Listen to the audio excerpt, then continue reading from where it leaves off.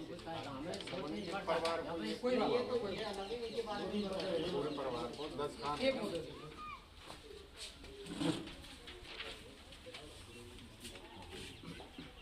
नमस्कार।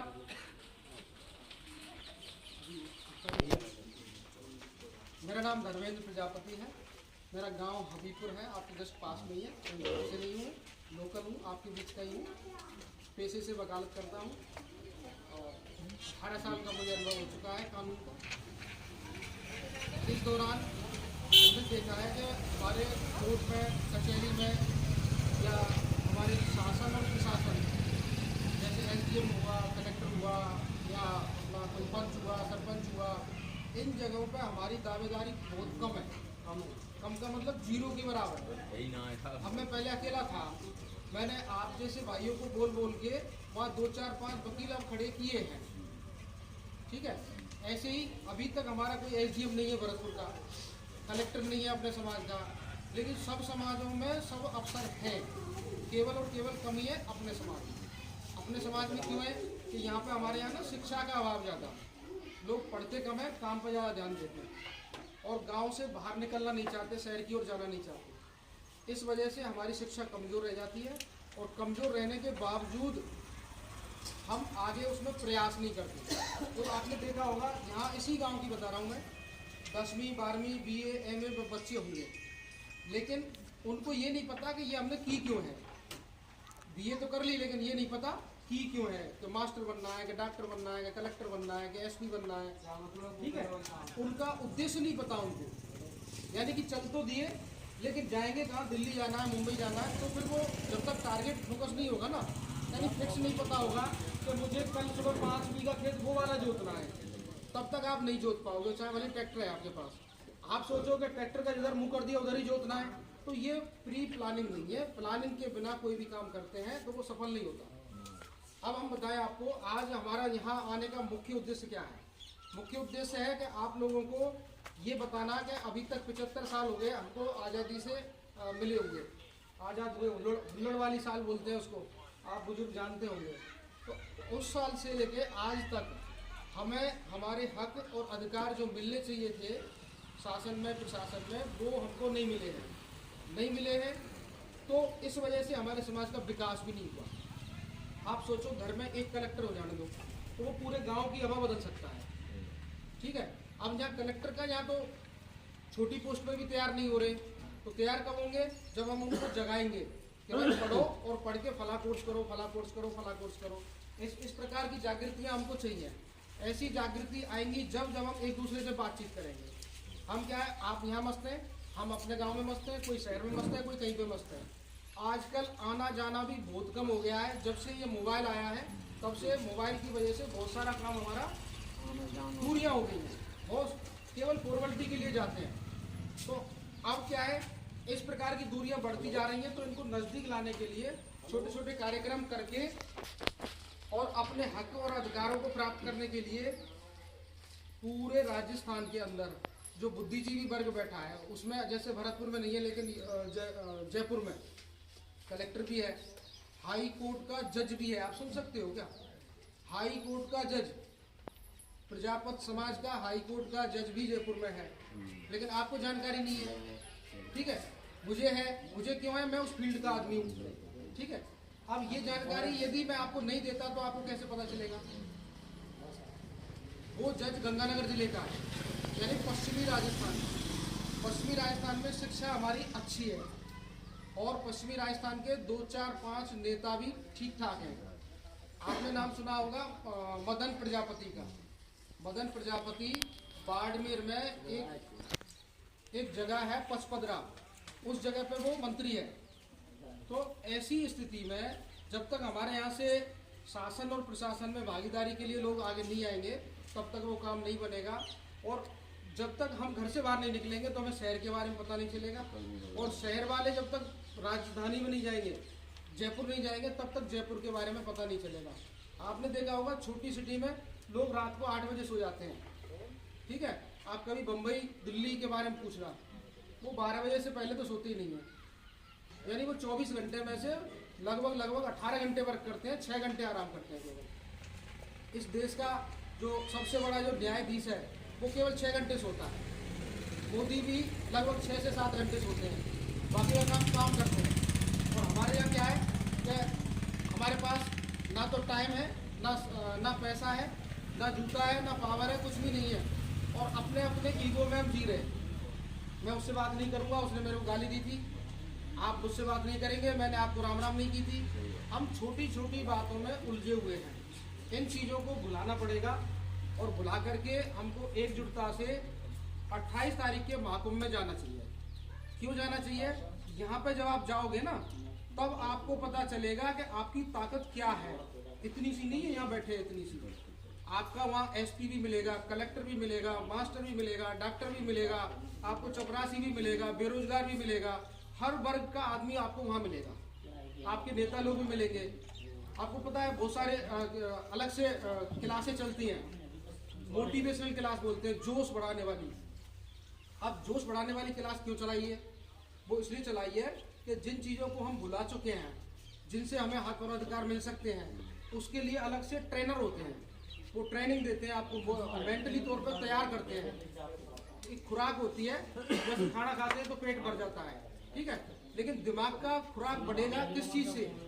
या तो पढ़ाई से, या फिर आप कोई सेमिनार आयोजित करें उससे, या कोई अन्य कोई इंस्टीट्यूट जहाँ से, या फिर कोई किताब से।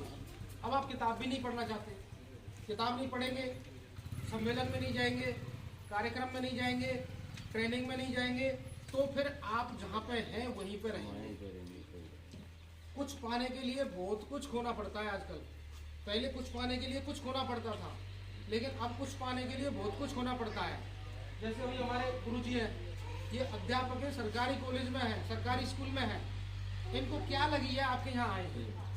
अपना समय छोड़ के आए, अपने घर वालों को साथ छोड़ के आए हैं, गाड़ी में डीजल पेट्रोल जला के आए हैं, तो इनके अंदर आपके प्रति, आपने समाज के प्रति इतनी भावना है कि मेरे यदि 2 शब्द बोलने से आपके अंदर कोई ऊर्जा आ जाए, यानी यदि जैसे मेरे यहाँ ट्रांसफार्मर लग रहा है और आपके यहाँ बल्ब भी नहीं है, तो मैं चाहता हूँ कि आप उस ट्रांसफार्मर में से एक कनेक्शन नहीं तो जम्पर ही डाल लो, मतलब कुछ नजदीकियाँ तो आओ, जिससे कि इन चीज़ों के बारे में हमको पता चले।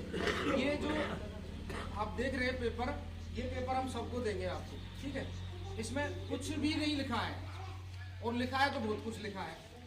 कुछ भी नहीं, मैं इसलिए कह रहा हूँ, बहुत से लोग इसको लेंगे, लेकर के ऐसे करेंगे, पॉकेट में डालेंगे या फाड़ के फेंक देंगे, कोई मतलब नहीं। लेकिन इस एक पेपर में लाखों, करोड़ों और अरबों की ताकत है। यदि आप इसे ढंग से गौर से पढ़ोगे ना, तो आपको पता चल जाएगा।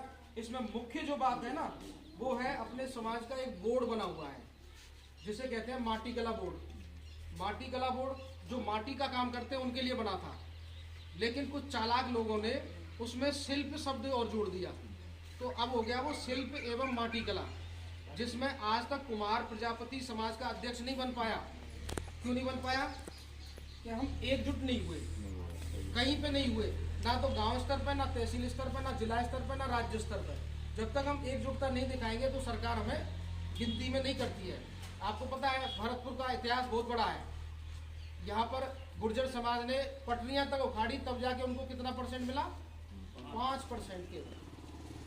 तो वो लोग, वो समाज जो संख्या में बहुत कम है, लेकिन उन्होंने अपनी ताकत दिखाई, उनको मिल गया, ठीक है। हम लोग आपस में फूट की वजह से ताकत नहीं दिखा पाए अभी तक, लेकिन अब किसी विद्वान महानुभाव ने ये पर्चा बनाया है। ये हमारा पर्चा नहीं है, जयपुर से आया है, हमने केवल प्रिंट निकाला है, ठीक है। किसी ने सबके बारे में सोचा है, तो ज़्यादा कुछ नहीं तो हम अपनी उपस्थिति तो वहाँ दे सकते हैं। एक दिन का काम, अपने जीवन का एक दिन का काम छोड़ना है, एक दिन का जो आने जाने का जो भाड़ा किराया लगता है वो सहन करना है, बस। इसके अलावा कुछ नहीं करना। आपको कोई बहुत बड़ी 10-20 हज़ार 50 हज़ार की कोई डिमांड नहीं है किसी से, केवल और केवल अपने शरीर से, अपने पॉकेट से जयपुर पहुँचना है। कहाँ पहुँचना है वो इसमें एड्रेस दिया हुआ है। तो जो माटी एवं शिल्प कला बोर्ड है, उस पर आज की डेट में भी कुमावत समाज का कब्जा है। वो जब से बना है तब से, पता है बजट कितना है उसका? 5 करोड़ का बजट है। 5 करोड़ रुपए यदि अपनी समाज में किसी भी चीज़ के लिए बटें, धर्मशालाओं के लिए बटें या मिट्टी का काम करने वालों के लिए, जमीन के लिए बटें, तो उन्नति का 1% तो लाभ मिलेगा उनको। लेकिन अभी तक तो 5 करोड़ में से 5 पैसे अभी तक सुने आपने किसी ने को मिले हों? किसी का कोई नुकसान हो गया, बारिश आ गई, आपके मटके भीग गए और वो खराब हो गए, कभी मुआवजा मिला है क्या? ईंट, बहुत से लोग ईंट बनाते हैं अपने समाज में, उधर पश्चिमी राजस्थान में, उनके ईंट भट्टे चलते हैं, ईंटें गल गई, उनको मुआवजा, जैसे फसल किसान का मुआवजा मिलता है फसल खराबे पे किसान को मिलता है, तो हमारी फसल ईंट है, हमारी फसल मिट्टी का बर्तन है, तो वो यदि खराब होता है तो सरकार उसकी ओर क्यों नहीं ध्यान दे रही है? ये बात भी है इसमें, इस पेपर के अंदर नीचे लिख लीजिएगा। और इस पेपर में जो विशेष बात है वो ये भी लिखी है कि हमारा जैसे अपन किसान जो होते हैं गेहूँ उगाते हैं और सरसों उगाते हैं, जो भी फसल उगाते हैं उसको उगाने के बाद निकाल के कहाँ ले जाते हैं?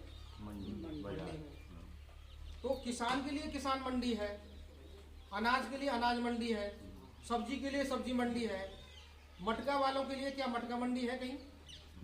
क्यों नहीं है? क्यों नहीं है? क्या हमारा प्रोडक्ट उनसे कम है? हमारे आइटम को बनाने में ए से लेके जेड तक पूरा परिवार शामिल होता है, तब जाकर के एक मटका बनता है। उसकी अगर कल्पना और तुलना करें ना तो वो 500 रुपये से कम नहीं है। उसको बनाने से लेके मार्केट तक पहुंचाने का 500 का रेट होना चाहिए कम से कम। लेकिन हम लोग आपस में फूटे हुए हैं, मैंने 100 रुपये का बेच दिया, आपने 99 का बेच दिया, 80 का दे दिया, किसी ने 50 का दे दिया। कंपटीशन हम आपस में कर रहे हैं, आपस में ही कमजोर हो रहे हैं। तो कहने का मतलब हमारी मांग है, इसमें मटका मंडी की भी मांग है, अन्य चीज़ों की तरह हमारी मांग ये भी है कि बर्तन बनाने के लिए सभी को भूमि, उपयुक्त भूमि जहाँ पे मिट्टी मटका के योग्य बनती हो, मिलती हो, वो भूमि का पट्टा हमें चाहिए। प्रत्येक जिले में, प्रत्येक तहसील में, जहाँ भी अपना काम चलता है, प्रत्येक गांव में वो जमीन हमें निःशुल्क चाहिए सरकार से। क्यों चाहिए? क्योंकि अभी तक हमको कुछ नहीं दिया सरकार ने। और आपने देखा होगा कई बार भट्टा जला देते हैं, पोल्यूशन का धुआं निकलता है, धुएं की शिकायत कर देते हैं, पुलिस आती है, पकड़ ले जाती है, जुर्माना लगा देती है। तो जब एक बात बताइए, जब आप वाहन शहर में दौड़ रहे हैं, उनका धुआं निकलता है, उससे प्रदूषण नहीं होता क्या? क्या एक केवल कुम्हार के भट्टे से ही प्रदूषण होता है? प्रदूषण के तो बहुत सारे कारण हैं। तो इस प्रकार की लगभग 14 डिमांड हैं जो हम सरकार से मांगने वाले हैं। अकेला आदमी, मैं जा सकता था सरकार से मांगने, लेकिन अकेले आदमी की सरकार नहीं सुनती है, इसलिए हमें वहाँ मुंडियाँ गिनानी है। सरकार केवल खोपड़ियाँ गिनती है कि कितने लोग इसके साथ हैं, तभी बात सुनती है। अभी आपने देखा विप्र समाज का महाकुंभ हो चुका, जाट समाज का महाकुंभ हो चुका, सैन समाज का हो चुका, माली समाज का हो चुका, सभी समाजों का हो चुका। सबसे पीछे कौन? हम हैं। अभी देर आए दुरुस्त आए, ज़्यादा समय नहीं निकला है। अभी सरकार को जाने में भी 6, 7, 8 महीने का समय है। तो उससे पहले हम चाहते हैं एक ताकत, एक सुर में वहाँ आवाज़ लगे और वहाँ पूरा पांडाल गूंजे, दक्ष प्रजापति जी के नारों से गूंजे। हमारी समाज की जो कुलदेवी है वो श्रीयादे माता जी हैं, उनके नाम से गूंजे। श्रीयादे माता कौन है? आप बता सकते हैं कौन है श्रीयादे माता? कहाँ की है? नहीं सुना? भक्त प्रहलाद का नाम सुना है? भक्त प्रहलाद की जो गुरु थी ना, धार्मिक गुरु, वो श्रीयादे माता थी। वो एक अपने समाज से एक महिला थी। आपको मैं थोड़ी जानकारी दे दूँ, बात लंबी हो रही है लेकिन शॉर्ट कर देता हूँ। एक बार एक अपने समाज का भट्टा लगा हुआ था, भट्टा पकाने वाले अपने समाज के लोग, उसमें चूहे के बिल्ली के बच्चे अंदर रह गए और आग लगा दी। तो वो परिवार परमात्मा से रिक्वेस्ट कर रहा था कि मेरे से ये गलती हो गई, 2 बच्चे अंदर जल गए। लेकिन परमात्मा से रिक्वेस्ट की और इस कार्यक्रम को हिरण्यकश्यप का पुत्र प्रहलाद देख रहा था। वो ये कह रहा था कि भगवान तो मेरे पिताजी हैं, ये किस भगवान को याद कर रही है? ठीक है, तो उसने बोला कि यदि जिंदा निकले तो हम तुम्हें गुरु मान लेंगे, मरे निकले तो हमारे पिताजी को गुरु मान लेना। तो जैसे ही हवा की जो ठंडा हुआ हवा, तो उसमें से 2 बिल्ली के बच्चे बाहर निकले और खेलते कूदते बाहर निकले। तब से उसने उसको गुरु माना और अपने पिताजी से दुश्मनी मोल ली। लास्ट में हिरण्यकश्यप को नहीं, किसने मारा था? नरसिंह अवतार ने। वो हिरण्यकश्यप ऐसे व्यक्ति थे जो दिन में, रात में, 24 घंटे में कभी नहीं मरने वाले। बहुत सारे वरदान थे उनके पास।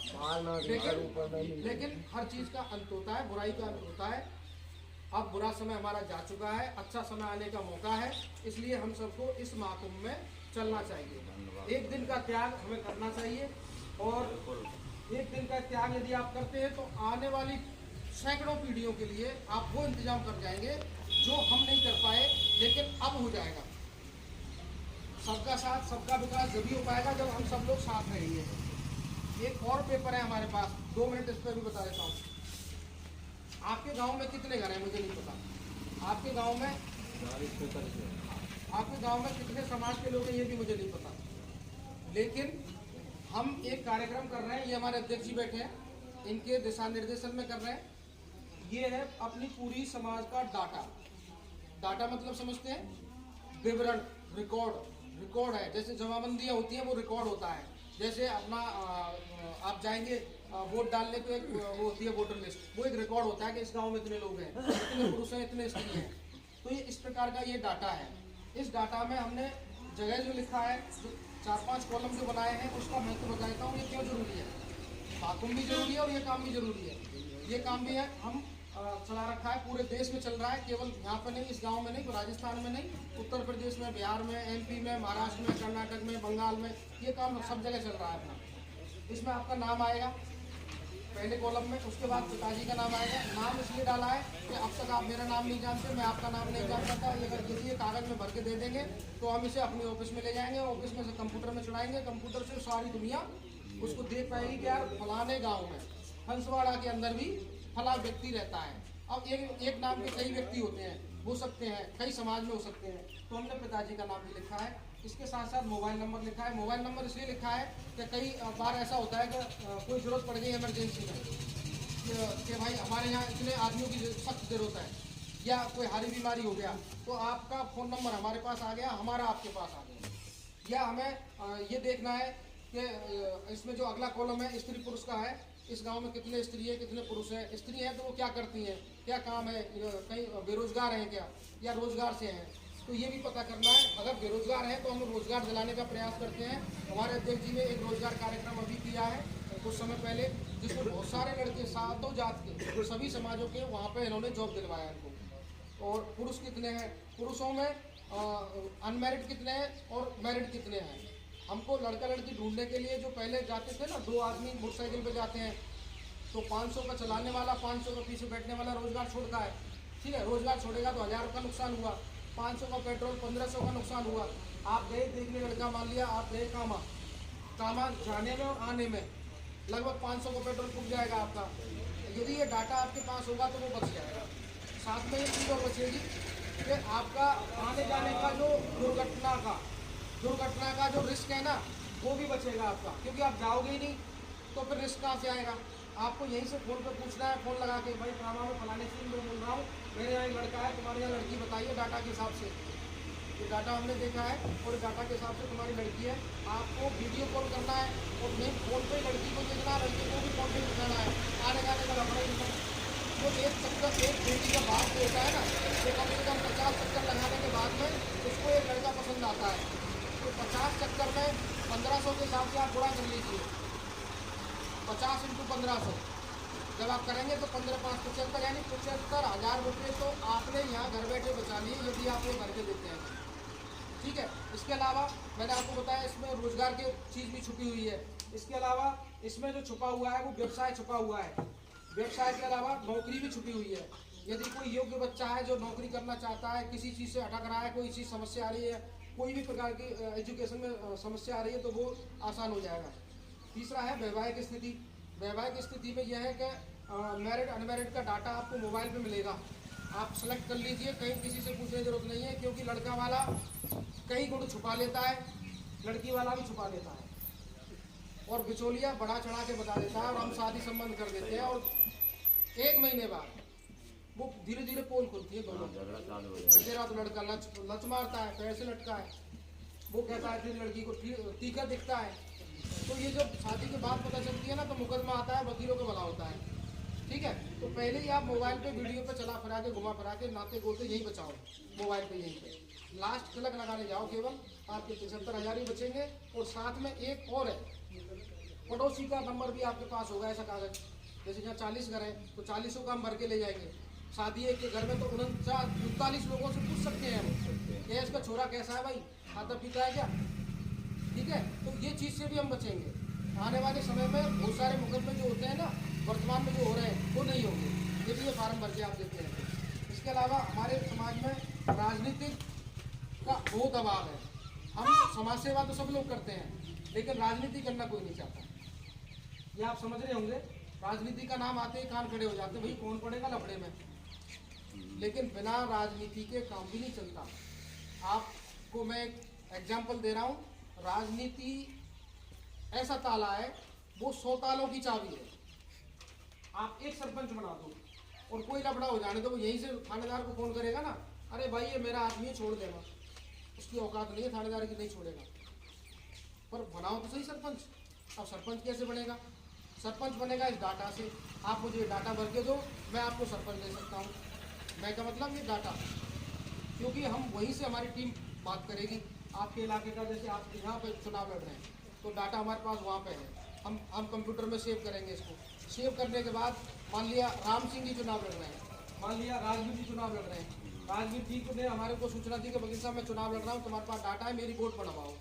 तो हम वहीं से फ़ोन करवाएंगे सबको, आने की जरूरत नहीं है हमको। वीडियो कॉल से SMS से, मैसेज से, होली दिवाली के मैसेज से हम इनकी ऐसी मजबूत फील्ड कर देंगे कि पूरी जनता को भक्त बना देंगे। जैसे आज मोदी भक्त हुए घूम रहे हैं बहुत सारे लोग, वो किंतु परंतु सुनते नहीं, वो जयकारा ही लगाते हैं सीधा। ठीक है, अभी हमको जो राजनीतिक जो हमारे को आज़ादी चाहिए, फ्रीडम जो चाहिए, वो जब मिल सकती है। जैसे किसी ने BJP बनाई है, वो इंसान ने बनाई है, सपा बनाई है इंसान ने बनाई है, बसपा पार्टी बनाई है इंसान ने बनाई है। तो क्यों ना हम इतने सारे लोग मिलके 125 करोड़ की आबादी में कम से कम नहीं तो 10% तो हम हैं पूरे देश में, 10% लोग, यानी कई लाख लोग मिलकर के एक पार्टी भी बना सकते हैं। ठीक है, इसके अलावा जब हमारा ये डाटा कंप्लीट हो जाएगा तो आपको ये जो व्हीकल खड़ा है, देखो ये व्हीकल है, वो व्हीकल है, वो व्हीकल है, वो व्हीकल है, इनका इंश्योरेंस भरते हैं ना आप? नहीं भरते हैं तो पुलिस पकड़ लेती है। तो आने वाले समय में आपको इसमें इंश्योरेंस कंपनी भी छुपी हुई है। आपका बैंक में खाता है, बैंक भी इंसान ने बनाई है, कुछ ऊपर वाला नहीं आया बनाने वाला। आपका खुद का बैंक भी हो सकता है, बशर्ते ये डाटा होना चाहिए सबका। बैंक होगा तो उसकी इनकम किसके पास जाएगी? बैंक की कितनी इनकम होती है पता है आपको? 500 रुपये का खाता जो हमारा खुलता है, 500 रुपये से 1 करोड़ का गुणा कर दो। 1 करोड़ लोग अपने राजस्थान के मिलके खाता खुलाते हैं, 500 करोड़ गुणा करके, तो 500 करोड़ हो गया। 500 करोड़ को ब्याज पर उठा दो, ब्याज से इनकम आई, और 500 रुपये को आप निकाल नहीं सकते क्योंकि सरकार ने रोक लगा रखी है। 500 तो मिनिमम डिपॉजिट रखना पड़ेगा ना, तो जो डिपॉजिट रखा हुआ है जिसे आप निकाल नहीं सकते, बैंक उसी से अपना व्यापार कर जाती है। तो ये बात बड़ी गहराई की है, इसको थोड़ा गहराई से समझने का प्रयास करना। आपका इंश्योरेंस कंपनी हो सकता है, आपका एजुकेशन हो सकता है, आपका औषधालय जो हॉस्पिटल होता है बड़े से बड़ा वो हो सकता है। सब चीज़ का राज जो छुपा हुआ है वो इस पेपर के अंदर है, ये हम सबको देंगे। और लास्ट में मैं इतना ही कहूँगा कि आपने मुझे 10-20 मिनट सुना, उसके लिए मैं धन्यवाद देता हूँ, और बोलने का मौका दिया उसके लिए डबल धन्यवाद देता हूँ, और आपने चाय पानी पिलाई उसके लिए और धन्यवाद। Thank you.